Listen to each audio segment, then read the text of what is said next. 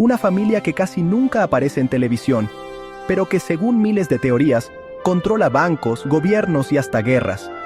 ¿Quiénes son realmente los Rothschild y cómo construyeron una fortuna que parece no tener fin? Hoy, descubrirás secretos de una dinastía que cambió para siempre el rumbo de la historia financiera, pero que también vive rodeada de misterio. Así comienza esta historia. En el siglo XVIII, Europa era un mosaico de reinos gobernados por una aristocracia inamovible. La mayoría de la población vivía en la pobreza, con pocas oportunidades de ascender. En este mundo de rígidas jerarquías, existían comunidades confinadas como el gueto judío de Frankfurt, un lugar de hacinamiento y restricciones. Pero dentro de estos muros, un joven llamado Mayer Amschel Rothschild se negó a aceptar su destino. Desarrolló un ojo agudo para el valor y comenzó a comerciar con monedas antiguas. No era un simple pasatiempo, era su estrategia para abrirse paso en un mundo que le estaba vedado, una forma de adquirir conocimientos y capital. Pronto, su pericia atrajo a una clientela de élite. Nobles y coleccionistas adinerados buscaban su consejo, incluyendo al influyente príncipe heredero Guillermo de Hesse. Mayer entendió una lección fundamental. El verdadero valor no residía en los objetos, sino en la confianza que construía con sus poderosos clientes. Se dio cuenta de que su negocio no podía limitarse a la venta de antigüedades. Aprovechando esa confianza, dio el salto decisivo. Comenzó a gestionar las finanzas de sus clientes, ofreciendo préstamos y facilitando transacciones. Se convirtió en un judío de la corte, un agente financiero indispensable para la aristocracia. Su visión se cristalizó. La nobleza y los gobiernos siempre necesitarían dinero para financiar sus guerras y lujos. El crédito era el motor invisible del poder. Quien controlara el flujo de ese crédito no solo acumularía riqueza, sino que ejercería una influencia que trascendía fronteras y títulos. Así, desde las calles estrechas de un gueto alemán, un hombre sentó las bases de la que se convertiría en la dinastía financiera más poderosa de la historia. La casa Rothschild no nació en un palacio, sino en la mente de un hombre que vio una oportunidad donde otros solo veían muros. Mayer Amschel Rothschild tuvo 5 hijos varones, y fue aquí, con su propia familia, donde concibió su plan maestro, una estrategia que cambiaría la faz de las finanzas para siempre. Comprendió que para dominar el volátil escenario europeo, no podía centralizar su poder. Al contrario, debía diversificarlo. En lugar de mantener a sus hijos bajo su ala, los convirtió en sus generales financieros, desplegándolos estratégicamente por todo el continente. Su hijo mayor, Amschel, permaneció en Frankfurt, anclando la casa matriz. Salomón fue enviado a Viena, el corazón del imperio de los Habsburgo. El brillante Nathan se estableció en Londres, el epicentro financiero del mundo. Karl se dirigió a Nápoles, un puerto vital para el comercio mediterráneo. Y el más joven, James, conquistó París, el centro cultural y político de la época. Cada hijo estableció una nueva casa bancaria, pero no operaban de forma independiente. Formaban una red multinacional conectada por un sistema de comunicación revolucionario, utilizando mensajeros privados, barcos rápidos e incluso palomas mensajeras, y protegiendo sus mensajes con códigos secretos. La información fluía entre ellos a una velocidad asombrosa. Esta red les otorgaba una ventaja informativa decisiva.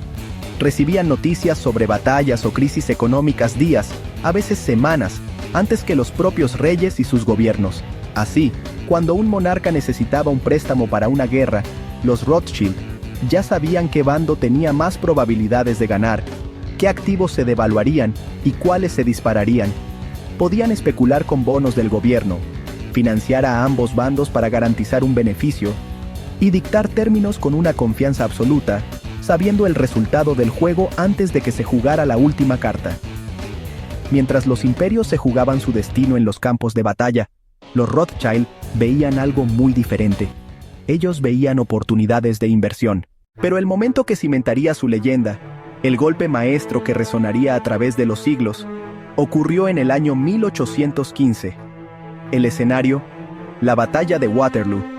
Napoleón Bonaparte, tras escapar de su exilio, había regresado para reclamar su imperio. Toda Europa contenía la respiración.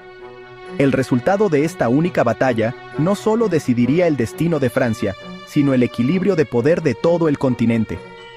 Mientras el gobierno británico esperaba los despachos oficiales, la leyenda cuenta que Nathan Rothschild ya sabía el resultado. Gracias a su red de mensajeros privados, una red de agentes y barcos rápidos que superaba en eficiencia a la de cualquier gobierno, recibió la noticia de la derrota de Napoleón un día entero antes que el propio primer ministro.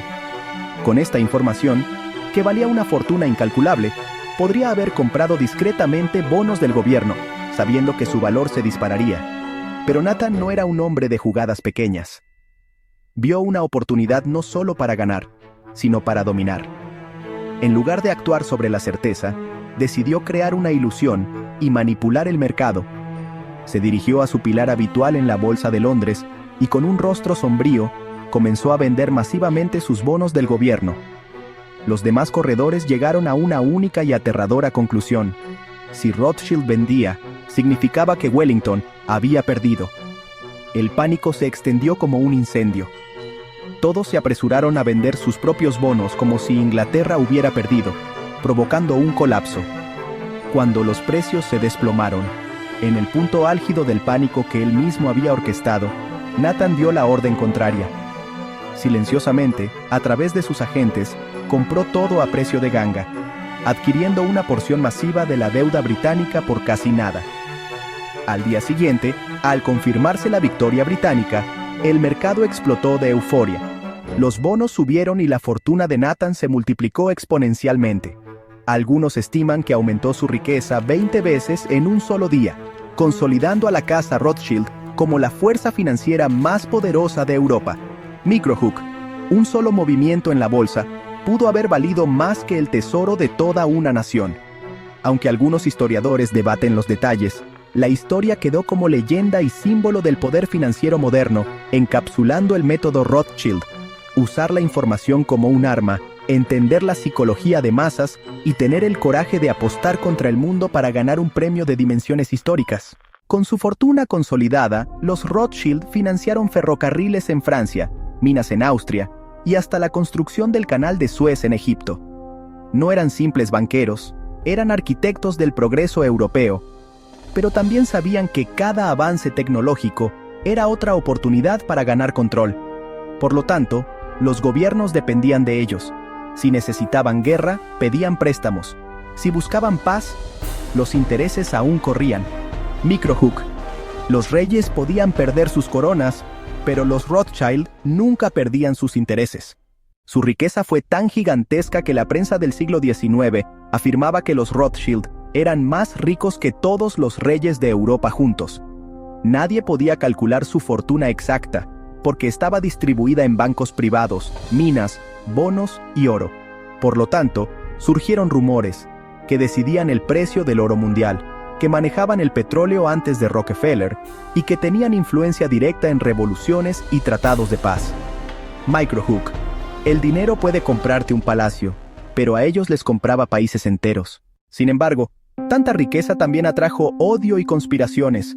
Algunos acusaban a los Rothschild de ser responsables de todas las guerras, otros de financiar ambos bandos solo por beneficio. Y aunque mucho era mito, su falta de apariciones públicas alimentaba aún más el misterio. Por lo tanto, cada silencio era interpretado como un secreto, y cada préstamo como un plan oculto. Microhook. El verdadero poder no grita, se mueve en silencio. Con el paso del tiempo, nuevas familias como los Rockefeller en EEUU y los Morgan en la banca empezaron a robar protagonismo. Pero los Rothschild nunca desaparecieron, solo se hicieron más discretos. Hoy siguen controlando bancos privados en Suiza, fondos de inversión en energía y minería, y propiedades de lujo en toda Europa. Por lo tanto, algunos creen que ya no dominan el mundo, mientras otros sostienen que, precisamente por no aparecer, su poder es aún mayor. Microhook. A veces lo más peligroso no es lo que ves, sino lo que nunca aparece frente a tus ojos. La historia de los Rothschild combina hechos, mitos y secretos que siguen fascinando al mundo. Una familia que pasó de un gueto pobre a financiar imperios enteros, y que aún hoy genera respeto y miedo en partes iguales. ¿Crees que su poder es cosa del pasado? ¿O piensas que siguen moviendo los hilos en las sombras? Piensa en eso mientras cerramos este capítulo. Si quieres descubrir más secretos sobre el lujo, las fortunas ocultas y los imperios que dominan el dinero, suscríbete a la Esfera Cairo. Lo que viene será aún más impactante.